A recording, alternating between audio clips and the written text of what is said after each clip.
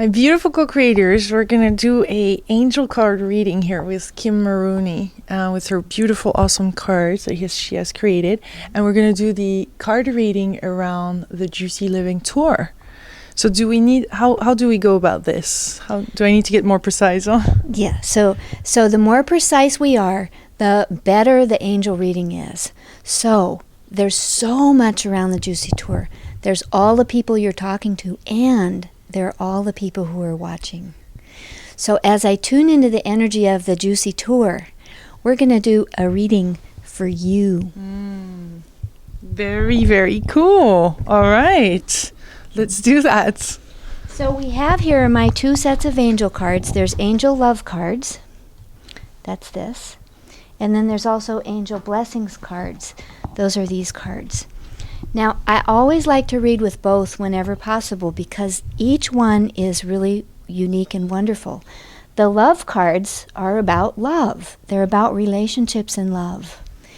And the angel blessings cards are about more universal concepts. They're about the specific angels that we know most, like Michael and Gabriel and Raphael. And so, since I never know who we're going to need to use, I like to have them all here. And when I do a reading, I just spread them out like this to start with. And then we close our eyes and we connect. So let's take a few deep breaths and just relax for a minute. And here's the most interesting thing. The angels help us work outside of time and space. And so this reading is just for you, and I am actually tuning in to the souls of the people who are going to watch this. There you are. So I'm looking in your eyes. I'm feeling your love. I'm feeling what you need.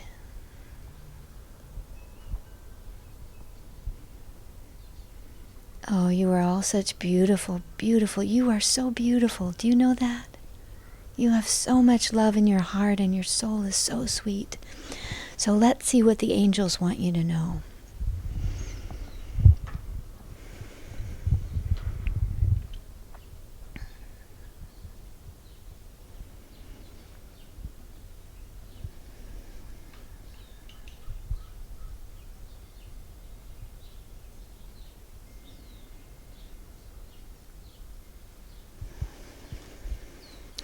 So, it's a funny thing. The cards just feel right.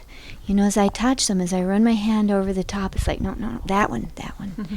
And the one that's for you is the angel of forgiveness. This is Stamera, the angel of forgiveness. She is one of my favorites. And she wants you to know that you are forgiven. That whatever it is that's happened in your life, whatever's happening right now, you are forgiven. God forgives you. The angels forgive you. It's time now to forgive yourself. And so if you go with me now, just close your eyes, put a hand over your heart, and breathe.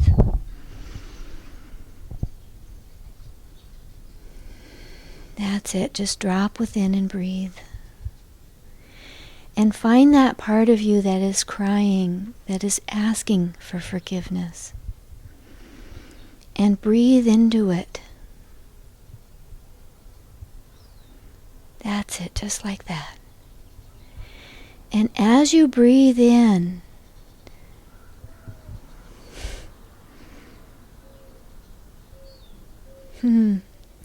your guardian angel is by your right shoulder with a hand on your shoulder, and Stamera is by your left shoulder with a hand on your left shoulder.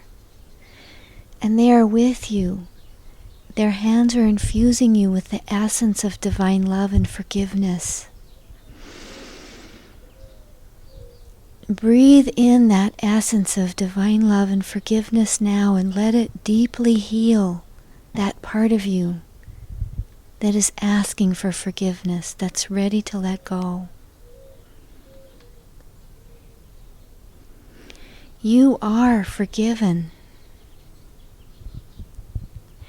And as you release that place of pain that's within you, that place of sadness and grief,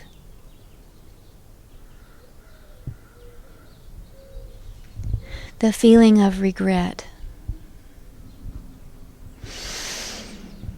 When you breathe in, let the breath of love and forgiveness fill that place.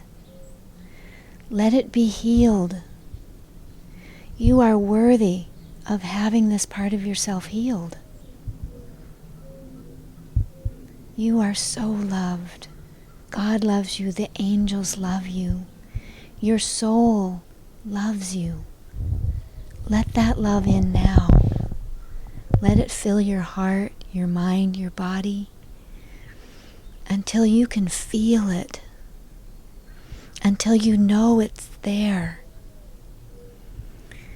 until you discover that there's a change that's happened. Can you feel that something has shifted? You might feel more peace. You might feel empty or calmer. You might feel little tingles or bubbly. You might feel a deep soberness or sobriety.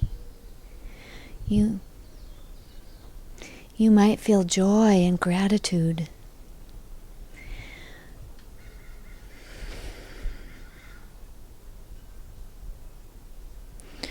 Or you might feel like you're not getting it.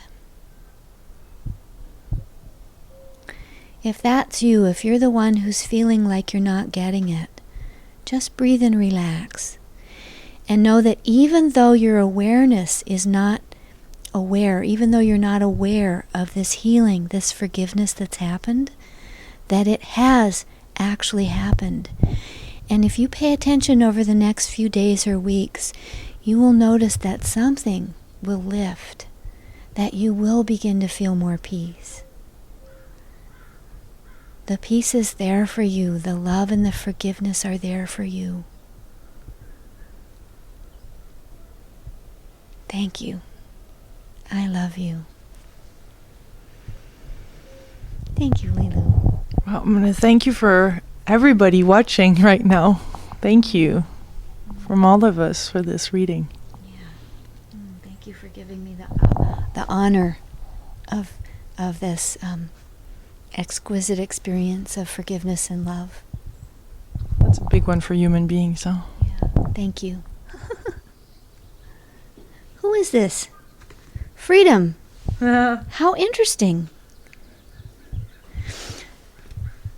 This is Nizrak, the angel of freedom. And it's funny how things just come to our attention. I have never noticed that funny little thing on there before. Nizrak, you asked me a while ago who my favorite angels are. Nizrak is one of my favorite angels because all of us at some point in our life feel like we're imprisoned by something. Some of us are literally in prison. And the rest of us go through periods of our lives where we're feeling imprisoned by something, whether it's a job or a relationship or a health condition or a conflict in life or there's so many things that can cause us, our own emotions, our own mental state. Mm-hmm. There's so many people who are suffering from mental illness or emotional distress or deep depression. There's so many things that make us imprisoned. So Nizrak is the one who comes to us. He comes and gets us inside our prison. Just like this picture, we're shackled, we're chained, we're locked up. And he comes and gets us. He releases our shackles. He takes us to the door. He puts the guards to sleep. And he walks us out of our prison into light and love and freedom and truth, into more and more of who we really are. And that is my favorite Nizrak. Mm-hmm. That's not for maybe that is for the tour. Mm-hmm. Let me see here. Why do we have Nizrak?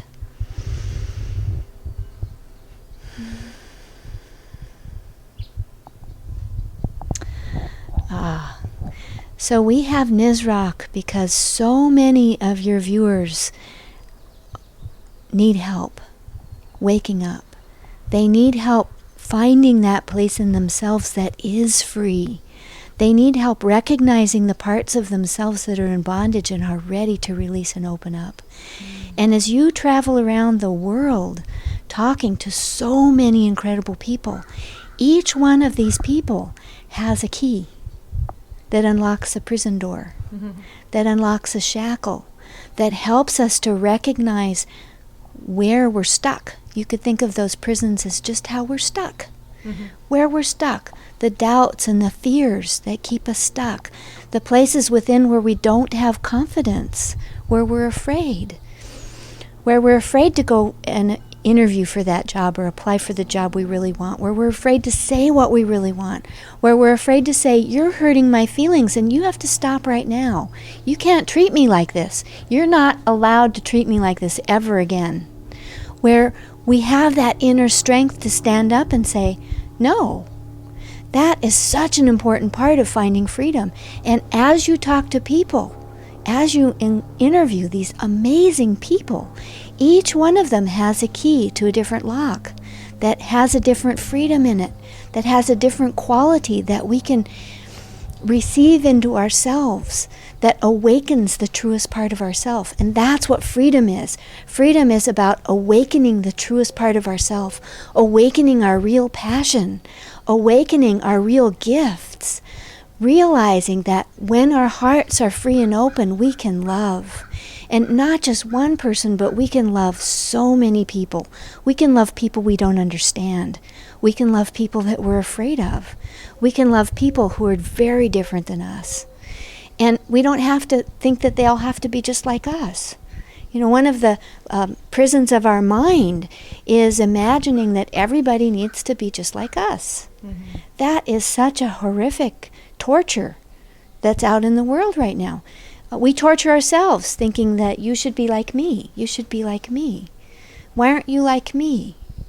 We torture other people, trying to make them be like us. You know, we try to make people be like us, and they're not. Each of us are a unique gift from the divine. And as we find freedom, as we come out of the prison of what other people think we should be and what we think other people think we should be, we can find our real selves. And it's like you talked about in your book, thank God I was fired from that job. You know, it's like me, thank God I got sick. Thank you. Because the best things in life can come out of what seems like the worst tragedies. Well, thank you, Kim, for this moment. Thank you so much. What a delight to have met you in person again and to connect with the angels during this card reading and through the interview. And all the beautiful things that you're doing and demonstrating out in the world. Thank you for healing this planet. Thank you. It's an honor and a privilege. Much love. Thank you. Thank you.